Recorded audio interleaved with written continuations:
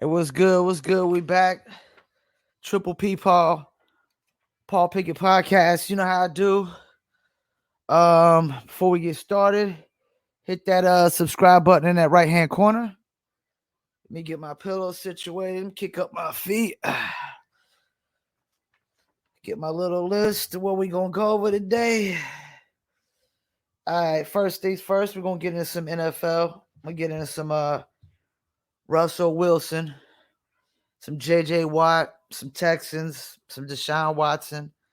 Um, Basically, start with this Russell Wilson. I got family in Seattle, Tacoma area. So Russell Wilson, I mean, I don't know that he like came out and asked for a trade, but he definitely came out and you know shared his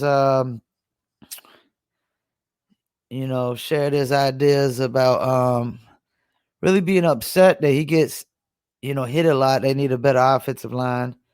They need a better defense. They need a better running game. They need a lot of stuff. I mean, Seahawks have basically, you know, been winning on the backs of Russell Wilson's greatness and whatnot. You know what I'm saying? And it's a crazy climate right now. It's like a lot of quarterbacks, look like they're not really the guy.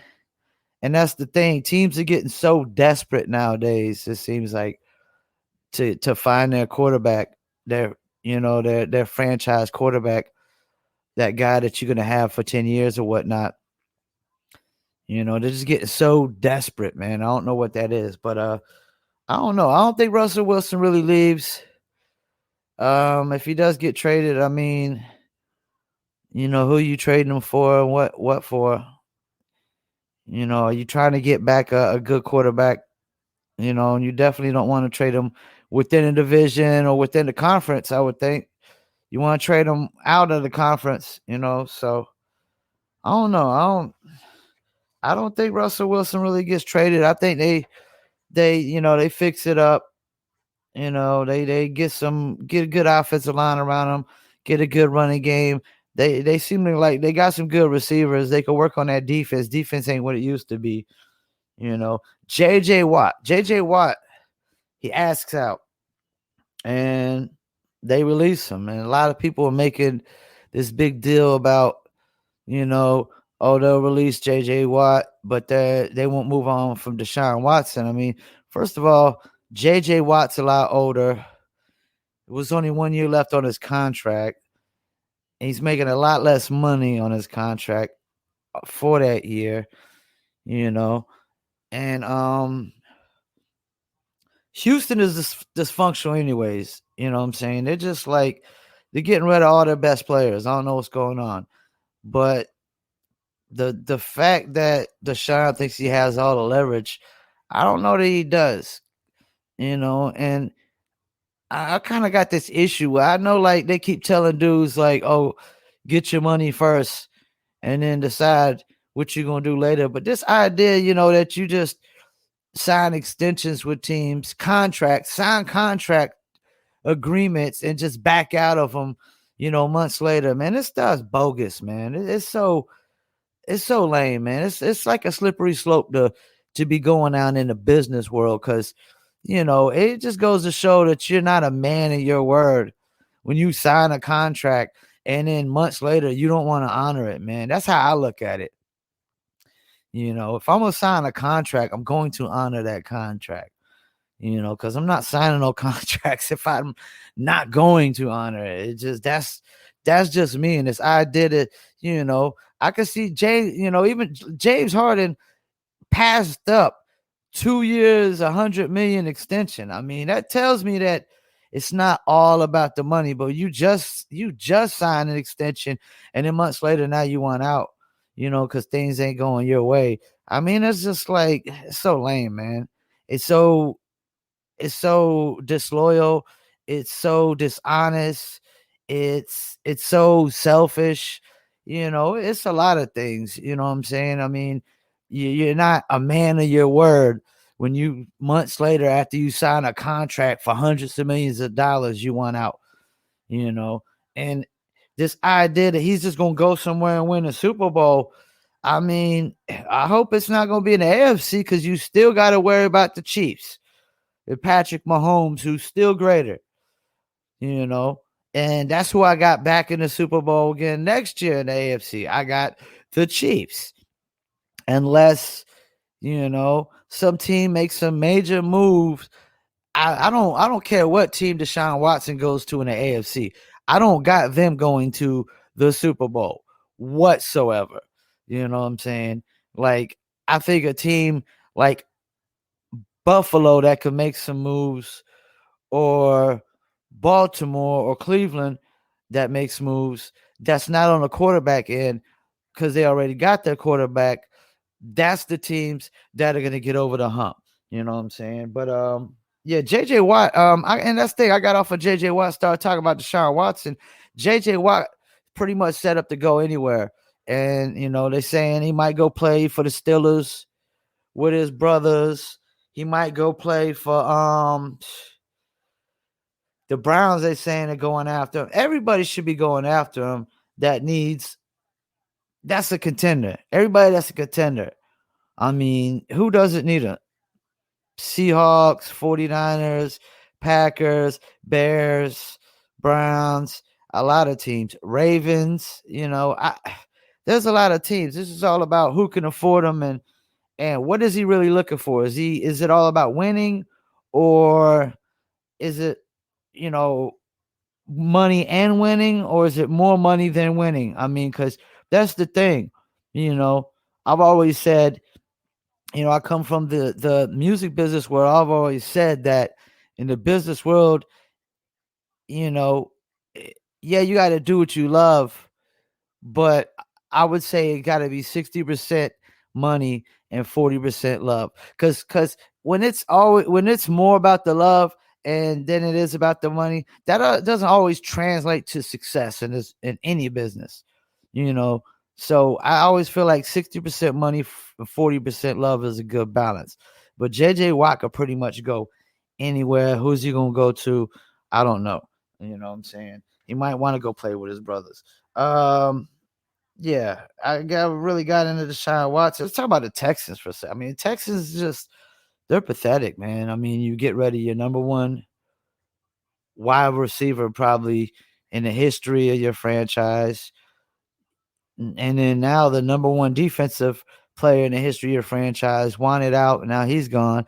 Now the number one overall offensive player in the history of your franchise wants out. That's not a good look, man. It's really not a good look. Like Houston Texans are starting to look like the Browns of the past, the Buccaneers of the past. These teams that were just so miserably pathetic, at the bottom. They're looking like the Detroit Lions, of the past, present, and the future.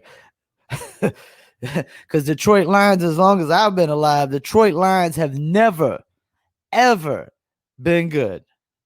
They have never been a contender. They might have made the playoffs a few years, but even when they got in the playoffs, they were never going to be a contender. All right, enough with the NFL. Let's get on to the basketball. I want to get into the first topic. I ain't talking no college basketball since I've done this podcast, but I'm talking about Jalen Johnson from Duke. Not only because he quit on his team, because I don't like Duke. I'm a Tar Heel fan. I don't like Duke. But it's like, Duke tends to get these guys that are just, they're more dedicated to going pro and looking like a high pick than, the program. Like Carolina Tar Heels, we get guys who are dedicated to the program 9 times out of 10. Every now and then you get guys that come in and, I think one time if we had 2 guys leave as a freshman, and that was Nasir Little just a few years ago. And the other player, I can't even remember his name right now, because they leave so quick. but he plays for the Bulls. I mean, we're not known for having 2 one and dones or having one and dones. Period. We had our first one and done was like who was it? It was like Brandon Wright and Ed Davis. We've had a couple like Joseph Forte was, 2 years and then left. We're not known for getting a lot of one and dones, and I never heard of a player just quitting in the season, packing it up like that, who was, could play or whatnot. This is just like so pathetic to me. They just quit on a team like that. And just the thing that he's still gonna go number 5.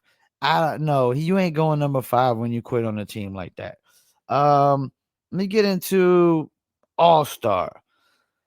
Do I think we should have an All-Star? I mean, there's a lot of players saying we shouldn't have an All-Star, and I've never really gave my opinion about COVID on here, but I will give you my opinion about economy shutdowns.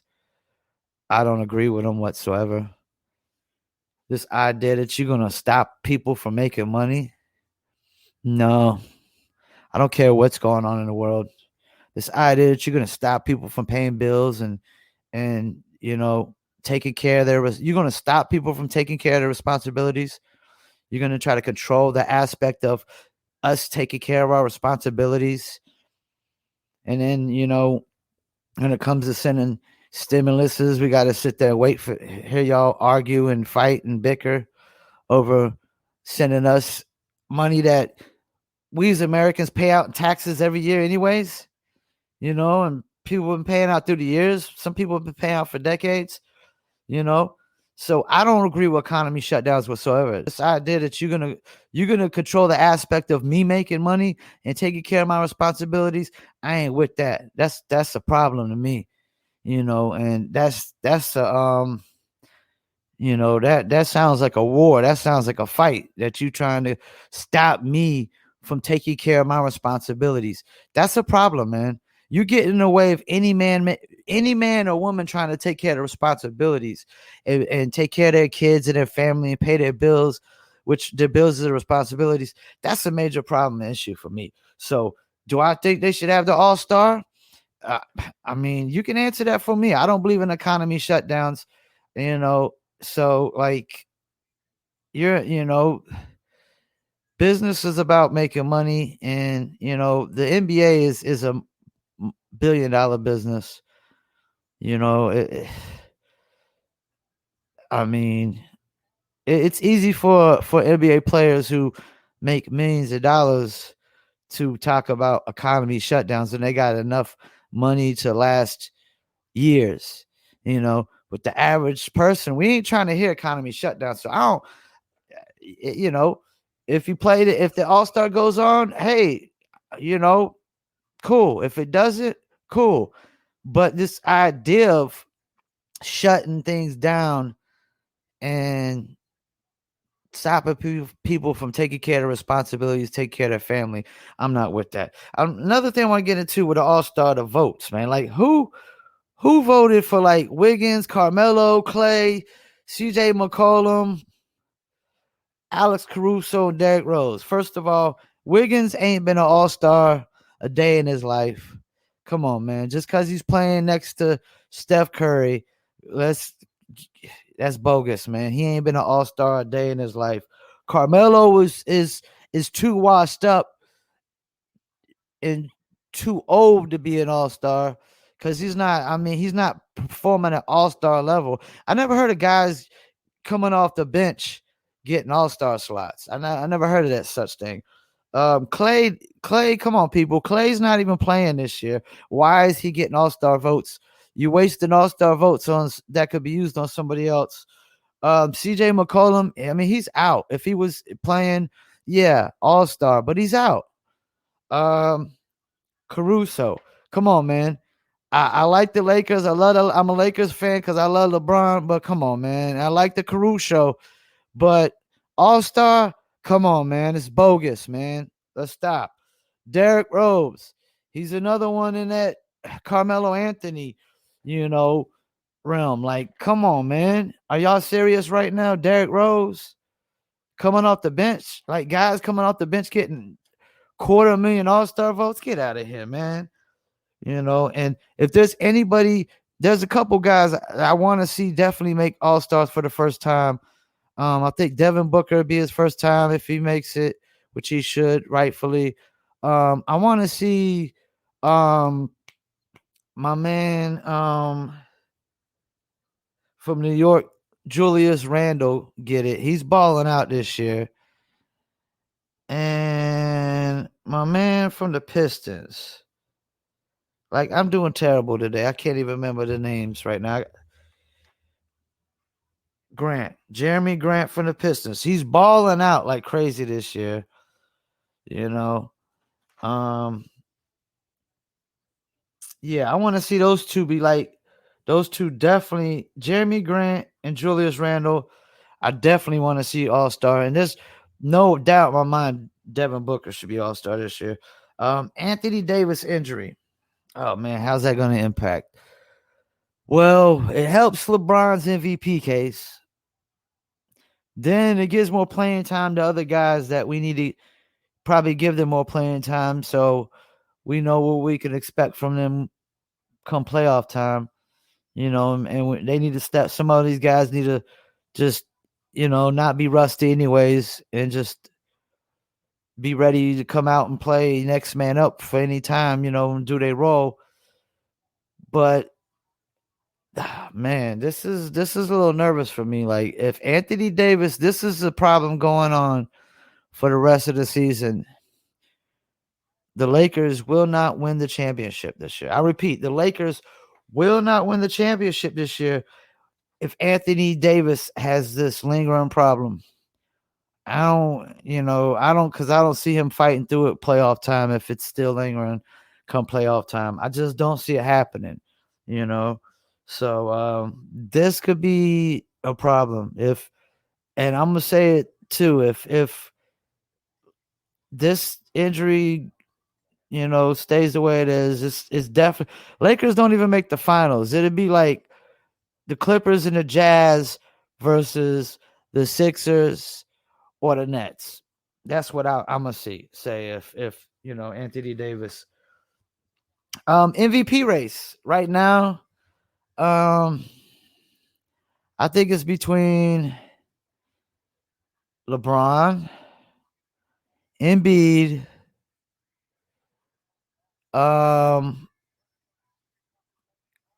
Chris Paul, and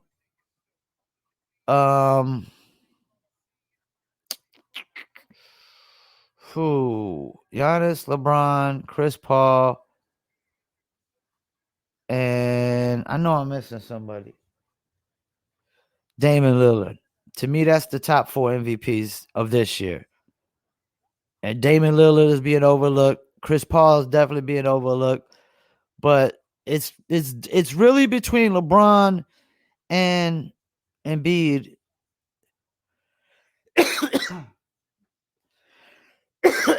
Excuse me. LeBron and Embiid, but I would say Chris Paul and Damian Lillard. Because Damian Lillard, they don't got CJ McCollum, and Nurkic is hurt. And they still over there doing pretty good. And then Chris Paul, I mean, he's got the Suns. If the Suns don't make the playoffs, I mean, it's a failure. Because he's instantly got them turning around. But I think it's going to come down to how many games Embiid plays. If he keeps, sitting out more and more games, and then, we'll see how the Lakers do with Anthony Davis hurt. That's going to make, how, because he's probably going to be out for the next month. And I would at least, even though he's out, they say 2 to 3 weeks, I would sit him out for, Okay. Let me take a little pause for a second. Want y'all to hit that right-hand corner, hit that subscribe button, man, subscribe to this channel. I'm trying to drop these videos every Wednesday. The video version will be on our YouTube channel, Facebook Facebook fan page, Paul Pickett Podcast, as you see in the background, and Twitter, as well as Instagram TV. And on Twitter, it's Paul P Podcast, twitter.com/Paul P Podcast. And also the audio version is on Apple, Spotify, Amazon, I want to say Deezer, TuneIn, Radio, iHeartRadio, and more. So yeah, definitely hit the subscribe button. Please leave any comments, any topics you want me to ever discuss. Throw them in the comment section or whatever. But I'm gonna get into this last topic. This last topic was very interesting. Draymond Green, being a very colorful guy he is, doesn't bite his tongue. Mr. Say what he feels, which I love that because that's my AKA musician artist name, Paul Masana, AKA Mr. Say What I Feel. But he pointed out the hypocrisy of, I guess, sports in general, not just the NBA, but sports in general, where a player like James Harden comes out publicly, says he wants to trade, still plays, doesn't sit, and media he gets media backlash. They crucify him. And I guess the word Draymond uses castrate. So he gets crucified, castrated, criticized, whatever you want to say. Because he comes out, he publicly says he wants to trade, doesn't sit, plays, and gets crucified. Now, on the other hand, though, an NBA team can come out and publicly say, oh, we're going to trade this guy and we're going to sit him. We're not going to let him play. We're not going to let him do his job that he gets paid to do, whether he wants to do it or not. We're not going to give him a choice, to work the job. We're going to just trade him. And we're just going to treat him like a transaction. That's really like, it's an hypocrisy. It's like it's very hypocritical, man. Like, so what I'm guessing is they need to do a better job of keeping trades non-public, and it's like, and if they're not, then the media needs to do a better job of not being hypocrites themselves. Because there's two hypocrites into this situation. It's the media and the owners. Ownership in the media. That's the hypocrisy in this. And if there's anything I hate in this world, oh, excuse me, I better not say hate. That's hate speech, but I hate hypocrites. I hate hypocrites. Or should I just say I dislike hypocrites? I don't like a hypocrite. I don't associate with hypocrites. Don't associate with dishonest people, two-faced people. I don't associate with people who don't keep their word.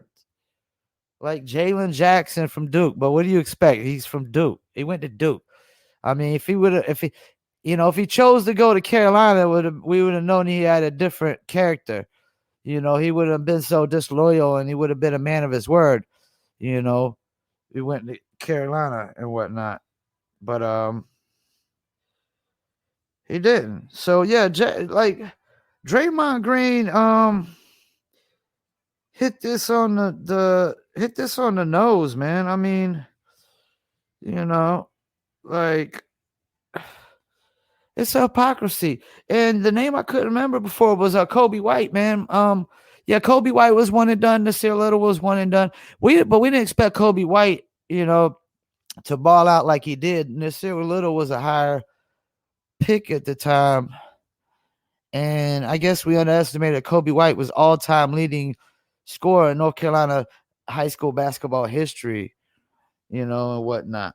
But yeah, it's hypocrisy that an NBA player gets criticized when he comes out and says publicly he wants to trade, but ownership does the same thing, and then he's got to sit down and shut up, like he's some little kid, in class and elementary school or high school, sit down and shut up, grown men here, being treated like little kids and treated like transactions, when when the ownership wants them to trade them, but soon as they want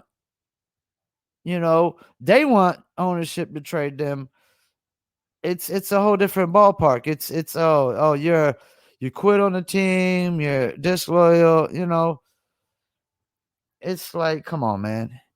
And once again, I guess it's, like this idea of not giving, Drummond a choice if he wants to play or not still until he gets traded. If he still wants to earn his money, if he still wants to do his job that he was hired to do, that, it's the same way I feel about, what I said about the All-Star and COVID shutdowns. I don't agree with this idea of you trying to control the narrative of stopping somebody from taking care of their responsibilities, because that's what you're doing. You're preventing people from, take care of responsibilities, and I'm called my responsibilities for a reason. So you don't get to control the narrative on how I take care of my responsibilities, telling me, oh, I can't work because you're scared, you're fearful, you're frightened, you're terrified. I'm not, you know. So yeah, man, Draymond Green is right about this hypocrisy of the league. And it's the NFL too. NFL is the same. All the sports are like that. A player comes out, says he wants to trade it. Oh, he's giving up on the team. He's villain. He's criticized, crucified, castrated, whatever words you want to use with the C in front of it. You know what I'm saying? It's all of the above. But yeah, so that's how it is, man. I want y'all to hit that subscribe button in that right hand corner. I don't know if there's anything else I should be talking about, but yeah, nothing really more, man. Except LaMelo Ball. I got to. I mean, every podcast I can. LaMelo Ball. I'm so excited. I've never been so excited for Charlotte Hornets basketball since the days of Larry Johnson and Alonzo Mourning and Del Curry and Muggsy Bogues. Never been so excited. I mean, we were making the playoffs like every year that year. Once we got Larry Johnson and Alonzo, we was making the playoffs. I mean, as far as getting over the hump, yeah, we needed that third all-star. Everybody else was role players. We probably needed that third all-star. But I never been so excited. Charlotte Hornets could make the playoffs. I mean, we literally had our biggest free agent signing ever in the history of Charlotte Hornets with Gordon Hayward. I mean, before that it was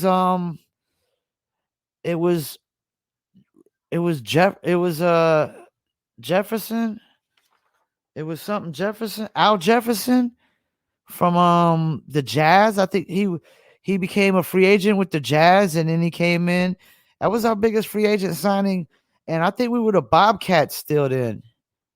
I think that was before Jordan changed them back to the Hornets. They were still the Bobcats, and he put up doubles. I want to say for 2 straight years, but the knees went out on him. Which the knees go out or the ankles. That's the worst thing that can happen to a basketball player. It's the worst thing, and I ain't mean to like smirk, because it's not funny. You know what I'm saying? It definitely shortens a career, but that's the worst thing. But yeah, I'm excited about my Charlotte Hornets. LaMelo Ball. Ever since Scary Terry Rozier got hurt, which was only a few games, they put LaMelo in, and he's been in the starting lineup since. And we run a small ball lineup, really. And it's not really even a small ball lineup because, I mean, we got LaMelo playing point, but LaMelo's 6'7", 6'7". I mean, he could rebound very well, you know. So, and I'm thinking Devontae Graham is probably gone at the end of this year. He's not doing too well. Between him and Rozier, he's not doing too well. And we're definitely not moving on from LaMelo Ball. We're definitely going to keep moving on with LaMelo Ball. LaMelo Ball, Terry Rozier maybe could be our backcourt next year. Maybe we need to move on from Cody Zeller, Malik Monk. You know, I would keep Bridges. I would keep PJ Washington, you know. And we need to keep drafting well. And maybe LaMelo could bring some more free agents. And we got Gordon Hayward locked in for however many years. I have to check the contract. But hopefully we got Gordon Hayward at least for 2, 3, 4 years. You know, so let me pull that up real quick. Gordon Hayward contract. You know.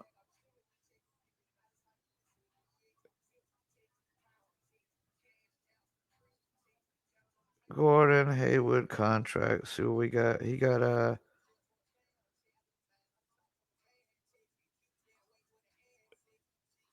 okay, I mean, you know what's crazy? They tried to say he got 4 years, $128 million. They tried to say the Hornets gave him one of the worst contracts ever. But for us, Gordon Hayward has been great. He's been a great, tremendous leader for the Hornets. The Hornets are looking like a solid team, a very competent team that can make it to the playoffs and maybe get out of the first round. Who knows? And look who just walked into the building. Look who just walked in. My dog, my little puppy. Come on, puppy. Come on. Come on. Come on. In the building, we got Gia. Knocks over the pillow, steps in. This is my little puppy. Say hey to everybody.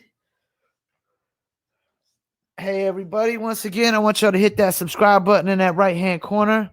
Also, you could check me out on Spotify, Apple, Amazon, TuneIn Radio, iHeart, Facebook, Paul Pickett Podcast, twitter.com/Paul P Podcast, you know, or you could just Google Paul Pickett Podcast. You know, that's how we do. Also, check out New Litter Apparel for all you dog lovers out there, newlitter.com. That's newlitter.com. Check out my other websites, probopalace.biz, planetplaylist.com, indiecastle.net, and that's how it is. Once again, I want to thank y'all for tuning in. I'm your host, Paul Pickett, Triple P, Paul Pickett Podcast. Hit that subscribe button. Check out for videos every Wednesday. I'm gonna try to stay on track. You know, it's not easy. Also, run a promo company, you know, 7 days a week. So that's how it is. And I'm out.